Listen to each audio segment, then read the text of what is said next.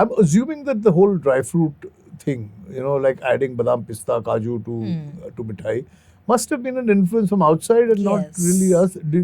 Did the sort of Persian, the Mughals, Our mithais invaders have influence our mithai making? Yes, certainly, certainly. A lot of the mithais we know today have come, have roots in Persia. The Faluda, for example, is from there. The Persians have palude or falude, and over there there's no milk added to it. It's a sort of a sorbet. With rose syrup, a rose Lovely. syrup sorbet, and the noodles, the vermicelli, and served with a bit of lime and mint. When it came, and of course, like sugar.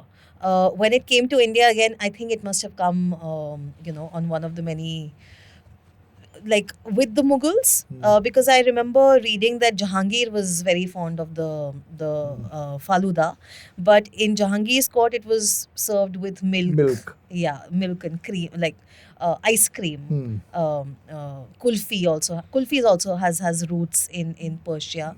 Our gulab jamun has roots in Persia. There's a mithai over there called lokma or lukmat al kadi, which basically lokma is a morsel and Kadi is a judge. So judge's morsel is what it's called. Okay.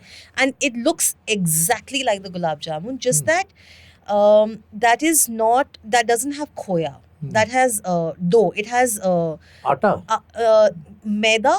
I'm not sure whether I think it's maida, but with yeast in it.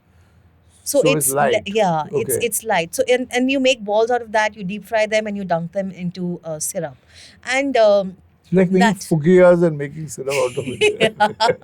in a sense, but that has also traveled westwards. It's just, and they say that the roots of the donut lie in Oh, that. yes. Yeah. I never thought about that.